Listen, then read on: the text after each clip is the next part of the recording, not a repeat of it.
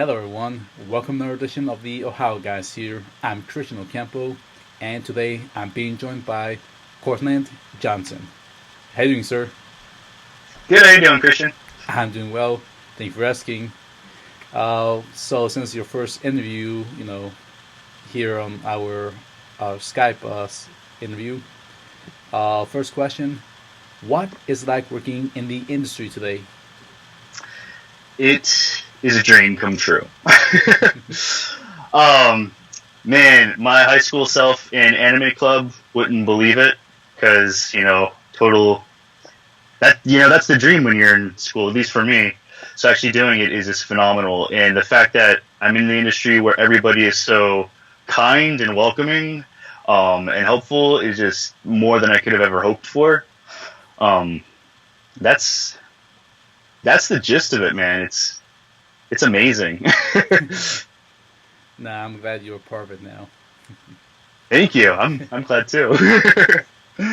So, since your time in the industry, what is your favorite show you have worked on? My favorite show is definitely Surne because that's the first show I got a main part in, and we'll delve into it later, I think. But Surne, hands down, my favorite show I've done. Well said. All right. Going back into the past, one of your earlier works, what was like clicking on Dore Iku, the animation? Doricue, that was an interesting show, huh? Yes, it was.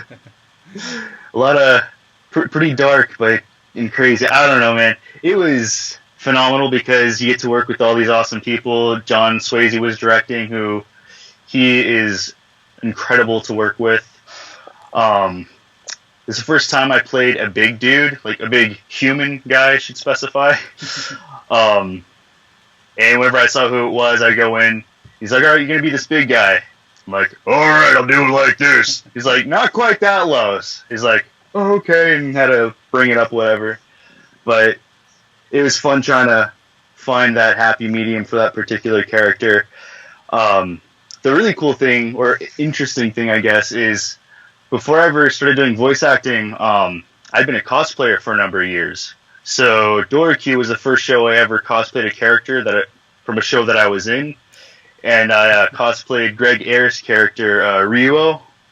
Um, and that was interesting because whenever I go to conventions, I've got the beard, obviously, and I do that white, like the character's got the white hair.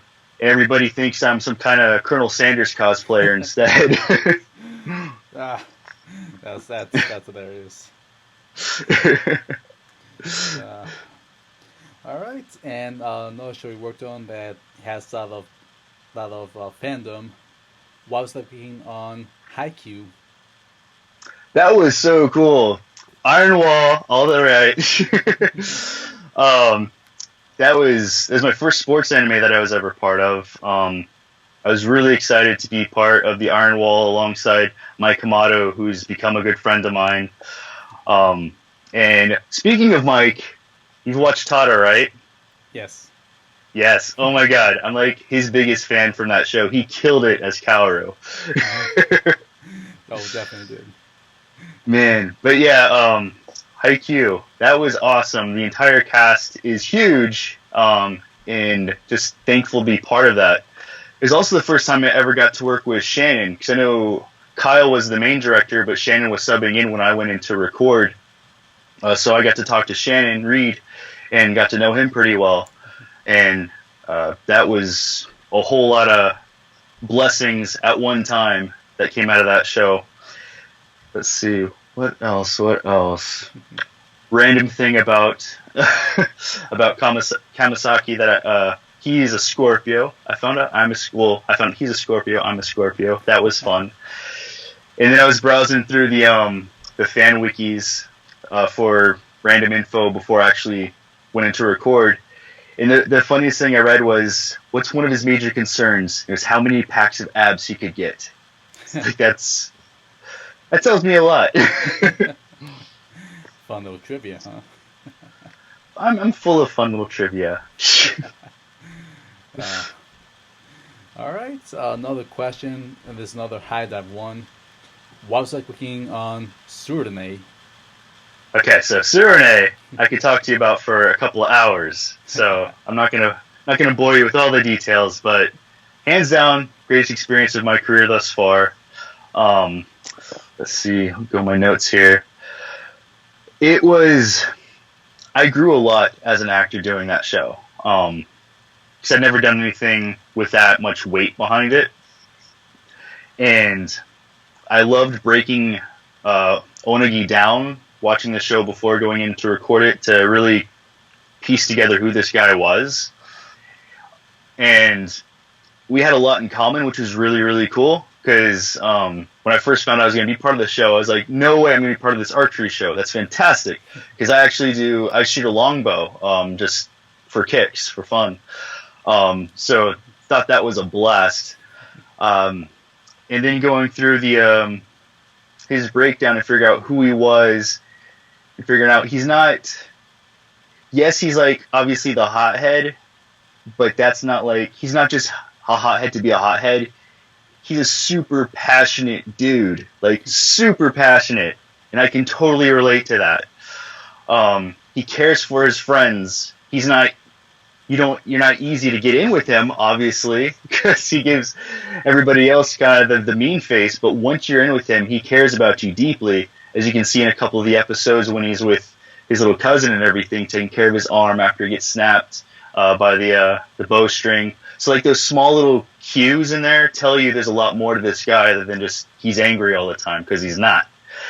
And seeing the progression of him was phenomenal, because you get to see that whole arc. And then there's always the comedy too, because he's always passionate about his food. If there's ever food about it, he's ah.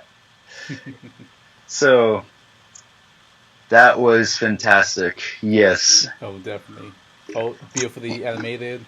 Thank you to Kyoto Animation. Everything they make is just beautiful artwork. Beautiful artwork, and man, the music. I can't tell you how many times I'd go into the studio before an episode and start talking to Shannon and be like, dude, did you hear this piece of the music right here? It totally reminded me of like Kingdom Hearts or something like that. And there's a lot of those elements in there that just had that feeling to it and really got us into it. But yeah, music, artwork, man, they did a heck of a job with that show. And I was just so blessed and thankful that Shannon brought me in to be part of that show. He pretty much became my Masaki at the end of the show. I even at the end of the show, I got him an arrow, wrapped it all up proper and everything. It's like, to my Masaki, and presented it to him on the last day of recording. That was an amazing experience for everybody involved. Everybody just did such a killer job, but Shannon's the man. Definitely. Great guy to talk to you. Let's see. Oh, and I forgot to even say the fun, like I said, random trivia stuff. When we started gearing up for the first episode for the tournament, I was like, you know what? I'm gonna do it. I'm gonna bring in the longbow. I didn't ask anybody; I just did it. And see what happens. And they were all like, "Oh, holy crap! You actually shoot!" It's like, "Yeah, man." So like from then on, for the rest of the series, I'd go into the studio with my longbow in my hand, recording the lines and everything. Oh well, that's method acting there. Yes, yeah. A lot of the training I've had involves method acting, so I try to take different pieces that work for me, and that really helps you kind of get centered, just having that element there with you. Right on. Have a show. Can't wait for it to be on DVD. Can't wait. Oh yeah, it's gonna be good. All right, and another show you worked on, or I believe this one's a film. What was like working on A Spirits of the Sun? That was cool. That was my first, I think, film that we did. And what was really fun about that is the first time I got to be the bad guy. I guess just to specify a human bad guy again here. And I thought it was really cool because the first time you ever hear my voice, it's over the phone. And it like reminded me of like those old films where it's the mystery voice over the phone giving the orders, but you don't know who it actually is. It's like, this is pretty cool, man. This is a whole new realm for me. So I like that. And then obviously he has a change of heart later on. But again, a lot of firsts for me since you're getting my first interview and all that. Yeah, that's the way we roll. But yeah, dude, that was fun. All right, and we're not done with our first shows. Now we have a first ever alcohol-related anime. What was like working on Takunomi? Takunomi was hilarious and a blast. As soon as I found out I was going to do that one, I watched the whole show all the way through, as I usually do for any show. From the get-go, even the intro song was like, this is so catchy. I'm into it already. And then the girls' personalities were fantastic. They were just so bubbly. It was the first time I got to be an inanimate object. In episode 1, I was Ebisu, excuse me. So that was a lot of fun. The episode 3 is probably one of my favorite lines. Whenever she's thinking about yoga and what do Tokyoites do, and one little line's like, "I'm gonna go to spin class and sweat out my stress." And that's still one of my favorite lines, just because as soon as I said it, everybody in the studio started cracking up. And if everybody on the other side is cracking up, you know you're doing all right. So it's like, yes. I don't know, silly things like that really make me happy. Yeah, definitely. And then we had a little fun doing the scavenger hunt, finding all the brand beers from the show. Oh, heck yeah, man. I started that Takunomi challenge because, like, I'm all about this. Takunomi is, like, the perfect example of how anime can teach you useful life skills. They teach you how to properly pour that beer if you want to fully enjoy it, or what to pair it with. I just did the wine episode because my wife hates wine. Like, it's not her thing. But then I was like, all right, there's that episode where they do half and half wine and the ginger ale. And lo and behold, she tries, like, I don't love it, but it's drinkable now.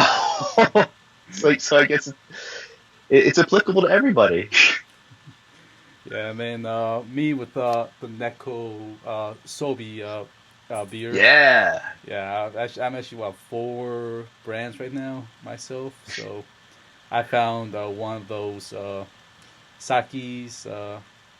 I forgot the name. I keep forgetting the names, but you've seen it on Twitter with us going back and forth. So it's been a little fun, little challenge. Just find whichever brands we can find at the nearest Japanese store.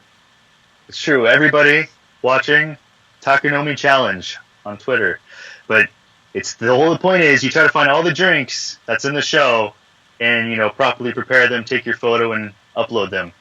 It's challenging because as I've been looking into it, I think a couple of the beers, they don't export, if I understand correctly. So Ebisu is actually one of them from what I hear. So I'm still looking into it, see if there's a way to get it over here or not. But fingers crossed, we'll see what happens. If you guys find it, please post it on Twitter. Post it to